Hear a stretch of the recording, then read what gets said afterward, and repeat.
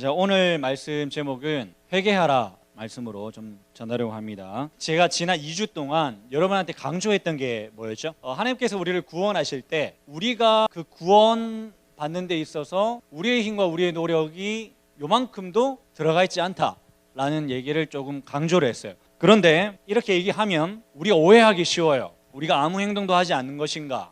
그런 말은 아닙니다. 무슨 말이에요? 제가 왔다 갔다 하는 것이 아니라 우리가 하나님의 구원을 얻을 때 우리가 아무것도 할 수 없지만 우리의 행동을 하나님께서 동반하세요. 뭐냐면 우리가 회개해야 해요. 우리가 믿어야 해요. 또 예수를 주로 시인하고 또 주로 영접해야 돼요. 성경이 우리에게 그것을 요구하고 있습니다. 명령하고 있어요. 너희가 회개하라, 믿으라, 예수를 주로 영접하라, 예수를 주로 시인하라 라는 말씀을 하고 있어요.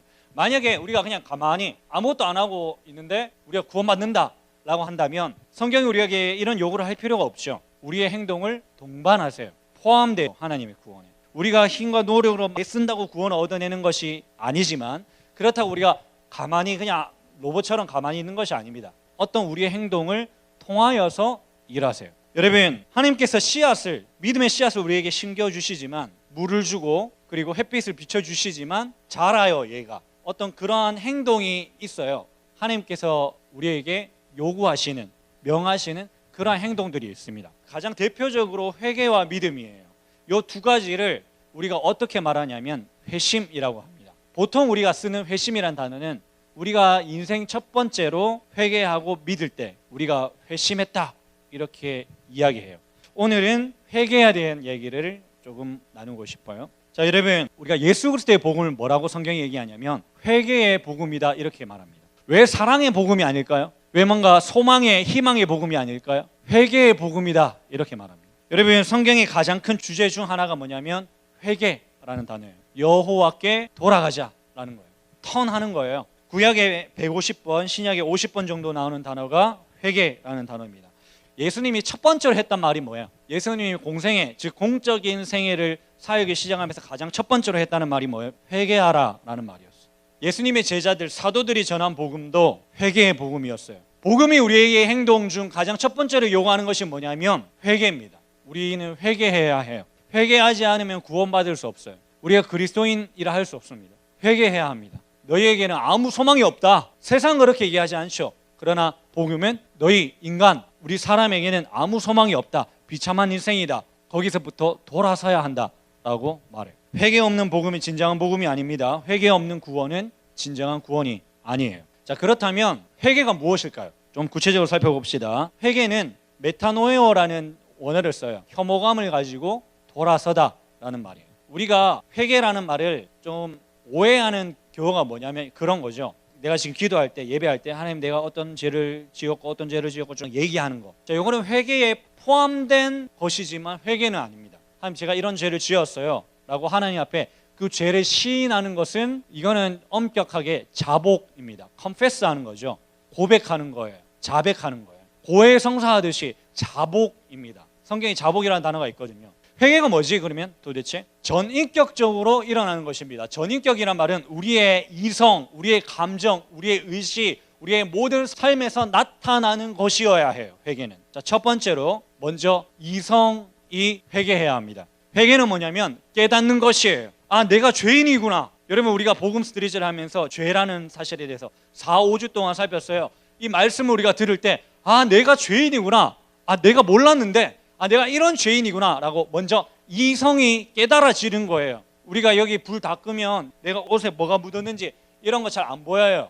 그런데 빛으로 나아가면 아, 내가 거울 보면서 아, 내 얼굴에 이게 묻었구나, 내 옷에 이게 묻었구나 하는 것처럼 말씀의 빛에 우리가 나아갔을 때 깨달아지는 거예요. 아, 내가 하나님 앞에 이런 존재였구나, 내가 이런 죄인이었구나 라고 먼저 이성이 깨달아져야 해요.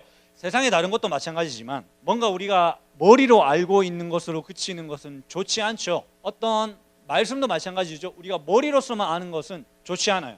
그 말씀이 우리의 마음에 내려와야 하죠. 마음에 심겨야 해요. 그것이 중요해요. 근데 누군가 이렇게 얘기했습니다. 머리에 없는 지식은 마음에 내려오지 않는다. 그러니까 마음에 내려오는 게 중요한데 먼저 머리에 있긴 있어야지. 머리로 깨달아 알아야지. 먼저 이성적으로 깨달아 알아져야 됩니다. 여러분, 복음은 믿음이란 합리적인 거예요. 이성적인 거예요. 이성을 먼저 건드려요. 물론 이 우리의 이성을 초월합니다. 사람의 이성을. 제가 왜 이것을 얘기하냐면 마치 믿음이나 회개나 이런 것들이 초자연적인 일, 믿습니다 하면 되는 일인 줄 착각해요. 그렇지 않아요. 인정이 돼야지. 내가 죄인이구나. 왜 내가 죄인입니까? 라고 했을 때 말씀이 충분히 답하고 있는데 그것에 대해서 알아야지. 그냥 성경이 나보고 죄인이다 그런데 하고 넘어가는 게 아닙니다. 여러분, 복음은 그런 게 아니에요. 복음을 격화시키지 마세요. 복음은 충분히 이 세상 사람들에게도 합리적으로 말하는 것이에요. 복음이란 충분히 우리의 이성을 건드려요. 이성에게 호소해요. 우리의 이성이 회개해야 합니다. 첫 번째로. 말씀을 우리의 이성으로 부지런히 살피는 것을 치부하는 경향이 너무나 많습니다. 우리 한국교회에. 그냥 믿음 하는 경우가 너무나 많아요. 충분히 합리적으로 설명할 수 있는데 합리적으로 설명해 주지 않아요. 우리의 이성이 먼저 인정돼야 되고 깨달아져야 되고 회개해야 돼요. 두 번째로 우리의 머리에 있는 지식이 머리에만 남아있으면 안 되죠. 우리의 마음으로 심령으로 내려와야 돼요. 여러분, 우리의 감정이 동반됩니다. 우리가 이성적으로 깨달아 알았어. 내가 죄인이라는 사실을 깨달아 알았어. 그러면 그런 감정이 동반돼요. 그냥 내가 죄인이구나 하고 그치지 않아요. 거기서 멈추지 않아요. 진정한 회개는 내가 진짜 죄인이구나라고 머리로 먼저 깨달아지면 어떤 감정이 올라와요? 슬퍼요. 근심해요. 내가 사람한테 잘못을 해도 한 주간 마음이 불편해. 심지어 우리가 하나님 앞에 얼마나 큰 죄를 지었고 내가 얼마나 비참한 죄인인지를 깨달아 안다면 그 사실은 뭘로 통해서 알 수 있습니까? 우리의 감정이 동반돼요. 내가 하나님을 진노하시게 했고 하나님의 마음을 상하게 했다는 그 사실 때문에 뭔가 근심이 일어나요. 여러분, 제가 예를 들어 오늘 몸이 너무 컨디션이 안 좋아. 그래서 내일 병원에 갔는데 의사 나보고 암이래. 그러면 암이군요 하고 룰루라라 집에 옵니까? 그렇지 않죠. 내가 암에 걸렸다는 사실로 인해서 근심할 겁니다. 마찬가지예요. 진정한 회개는 내가 하나님 앞에서 죄인이라는 사실이 깨달아진다면 반드시 슬퍼해야 돼요. 근심이 일어나요. 두려워요. 슬퍼요. 비통해해요. 애통해해요. 단순한 죄책감이 아닙니다. 단순한 동의가 아닙니다. 지적 동의가 아니에요. 우울해요. 뭔가 슬퍼요. 공포감이 있어요. 여러분, 하나님을 두려워해 본 적이 있나요?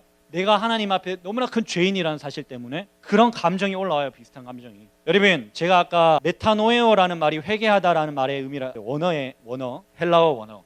거기에 사전에 보면 그런 말이 있습니다. 혐오감을 가지고 돌아서다. 제가 여기서 강조하고 싶은 것은 혐오감입니다. 여러분, 뭘 혐오하죠? 목사님은 개인적으로 바퀴벌레를 혐오해. 무슨 말이냐면 우리가 죄로부터 세상으로부터 회개한다고 했을 때 그 죄를 혐오스럽게 생각하는 거예요. 그전에는 사랑했는데, 그전에는 그것이 좋았는데 이제는 그 죄가, 나의 그 죄가 바퀴벌레처럼 여기는 거예요. 그래서 버리는 거죠. 혐오감을 갖기 전에는 돌아설 수 없습니다. 이 혐오감이 누구로부터 나와요? 하나님으로부터 나와요. 하나님이 그 죄를 바라보시는, 하나님이 그 죄를 향해서 가증히 여기시는 그 마음이 우리에게 전이되지 않는 한 우리는 진정으로 회개할 수 없습니다. 그래서 우리가 회개하려면 하나님, 제가 이 죄, 이 세상을 향한 하나님의 마음을 내가 느낄 수 있도록 해달라고 기도해요. 죄에 대해서 혐오감을 갖는다, 그 감정을 갖는 것이 진정한 회개입니다. 세 번째, 당연히 의지가 따라요. 여러분, 우리가 회개한다고 한다면 당연히 그 감정이 올라오고 그 감정이 진짜 일어난다면 우리의 행동이 수반돼요. 의지가 따라요. 삭개오는 예수님을 만나고 나서 자기가 재산을 절반 나눠주겠다 하고 내가 불의를 행한 일이 있으면 4배나 갚겠다고, 그런 삭개오처럼 우리의 의지와 삶의 변화가 있어요. 그게 회개지. 내가 음란물이 죄인 줄 알아. 근데 맨날 회개한다고 하는데 계속 그 죄에 계속 넘어져. 근데 하나님 앞에서 수련회 와가지고 하나님 앞에 막 울면서 하나님 용서해 주세요, 회개할게요. 이제 집에 돌아가는데 똑같은 죄를 져. 그게 회개인가? 그건 자복입니다. 아까 얘기했듯이 우리가 자복과 회개를 구분해야 되는 이유는 여기에 있어요. 하나님, 내가 이런 죄를 지었어요 라고 이야기하는 건 진정한 회개가 아니에요. 거기서부터 돌아서야지. 가서 컴퓨터 선을 잘라야지. 내가 친구를 미워해, 하나님 앞에 회개한다고 하면서 똑같이 미워하면 그게 회개인가? 사랑하게 해달라고 기도해야죠. 맛있는 거라도 하나 사줘야지. 많이 먹고 많이 건강해라. 여러분, 그것이 회개입니다. 우리의 의지가 따라요. 내가 이전에는 예배하는 것도, 기도하는 것도, 찬양하는 것도 별로 좋지 않았어요. 싫어서 그냥 가만히 있었는데 어느 순간 내가 그 삶으로부터 회개한다는 건 뭐예요? 행동이 나와야지. 찬양할 때 막 손을 들고 기뻐 박수 치면서, 말씀 들을 때도, 기도할 때도, 삶을 살아갈 때도 말씀의 순종함에 대해서 관심이 없었는데 말씀대로 살고 싶어져. 그게 그리스도인입니다. 그게 구원받은 후에 변화된 모습이죠. 단순히 입으로 회개한다고 하면서 삶으로 회개하지 않으면 여러분 그건 진정한 회개가 아니에요. 여러분 우리가 그런 말 자주 하죠. 하나님 저는 여전히 세상과 하나님 양다리 걸치고 있는 것 같아요. 여러분 양다리 걸칠 수 없습니다. 찢어져요 다리. 여러분 천국과 지옥 하나님과 세상은 함께 교집합되는 부분이 없어요. 회개한 거 회개한 거예요. 아닌 건 아닌 거예요. 어디로부터 돌아서는 것인가요? 죄로부터 돌아서는 것입니다. 세상으로부터 돌아서는 것이에요. 죄가 무엇인지 살폈습니다. 세상과 하나님 나라가 무엇이 다른지 살폈습니다. 맞아요. 거기서부터 돌아서는 건 맞아요. 그런데 중요한 것은 나 자신으로부터 돌아서는 것이에요. 죄를 누가 사랑하고 있어? 나 자신을 사랑하고 있어. 세상을 누가 누리고 있어? 내가 누리고 있는 거야. 나 자신으로부터 돌아서는 거예요. 산에 들어가면 거기서는 죄가 없나? 세상이 없나? 세상의 기준들이 없나? 여전히 나 자신이 살아있는 거야. 여러분 회개의 중요한 포인트가 뭐냐면 나 자신으로 돌아서는 거예요. 이전에는 나 자신은 괜찮았어. 세상의 가르침이 그런 거니까 나 자신은 이상이 없어. 나는 괜찮아 라고 생각했는데 말씀 앞에서 생각해보니까 깨달아 안 거야. 아 내가 가치가 없구나. 내가 하나님 앞에 비참한 존재구나. 소망이 없구나 라고 깨달아지고 그게 슬퍼 우울해. 그래서 나는 돌아서야지 했을 때 누구로부터 돌아서는 거냐면 나 자신으로부터 돌아서는 거예요. 나 자신을 포기하는 거예요.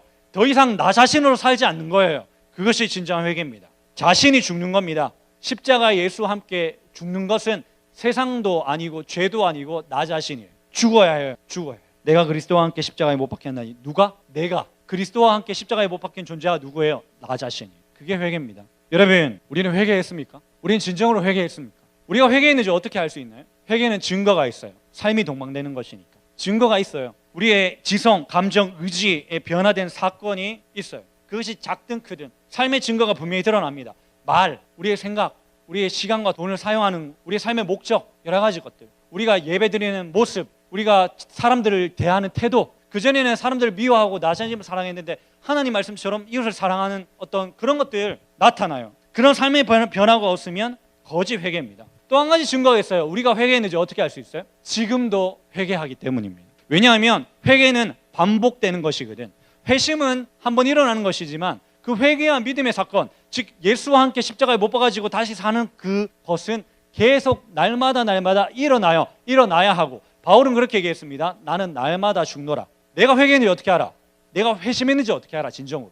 회개는 반복해서 일어나는 것이라며. 그럼 내가 어느 순간 과거의 어떤 순간 진짜 회심했다면 반복해서 일어나는 것이기 때문에 난 지금도 회개하고 있겠지. 반대로 생각해보자. 내가 지금 회개하고 있지 않다면 저 사건도 가짜입니다. 여러분 회개했습니까? 지금도 회개하고 있습니까? 여러분 가짜 회개가 너무 많습니다. 정말요. 우리가 예수님을 따른다고 회개한다고 했지만 정작 회개한 게 아닐 수 있어요. 여러분 점검해야 돼요. 점검하고 내가 회개하지 않았으면 회개하면 되지.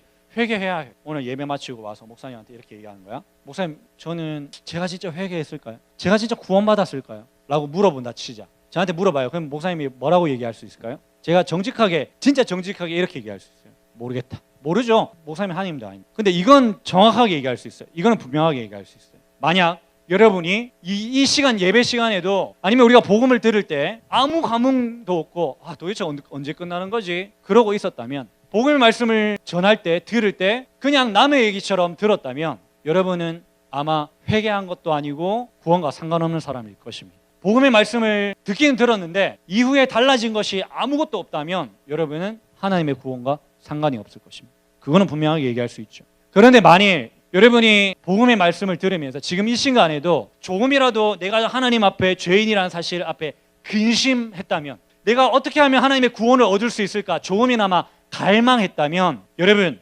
제가 얘기했잖아요. 우리는 우리 스스로 우리의 마음을 스스로 결단할 수 없고 하나님 앞에 우리의 힘과 우리의 능력으로 구원 얻을 수 없는 존재입니다. 때문에 여러분이 조금이나마 근심하고 하나님의 구원을 갈망했다면 그건 하나님이 주신 마음입니다. 그 마음 가지고 하나님께 기도하세요. 하나님 제가 회개하고 싶어요. 하나님 저를 붙들어 달라고 기도하세요. 그 마음 가지고 여러분 그 마음조차 내가 한 것이라고 생각하면 그 구원과 거리가 멀어요. 여러분 그 근심과 그 갈망함은 하나님이 주신 거예요. 정말요. 그 마음 가지고 기도하는 거예요. 회개해. 진정으로 회개하게 해달라고 기도해야 해요. 여러분 회개하십시오. 오늘날 점점 회개하라는 말씀이 점점 잊혀져 가고 있는 세상을 살고 있어요. 여러분 회개하셔야 됩니다. 우리는 죄인이에요. 하나님 없이 예수님 없이 살아갈 수 없는 존재. 우리가 회개하지 않는다면 우리가 여기 그냥 모르면 여기 있어도 회개하지 않고 우리의 삶을 돌아서지 않는다면 예수님이 다시 오시는 그날 우리는 심판대 앞에서 정죄받을 것입니다.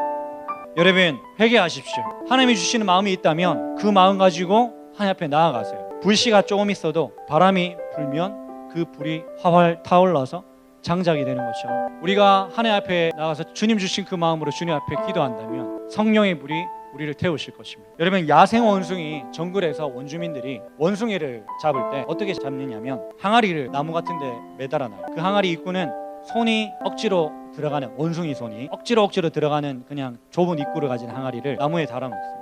그 안에는 원숭이가 좋아하는 바나나 이런 것들 넣어놓죠. 원숭이가 와요. 그래서 안에 항아리에 바나나를 발견하고 손을 집어넣어요. 그리고 바나나를 잡아요. 근데 이게 안 빠지는 거야. 들어갈 때는 억지로 손이 들어갔으니까 들어갔는데 바나나를 잡으니까 이게 주먹이 커져가지고 안 빠지는 거예요. 그래서 그렇게 하다가 원주민한테 생포당한다는 얘기를 들었어요.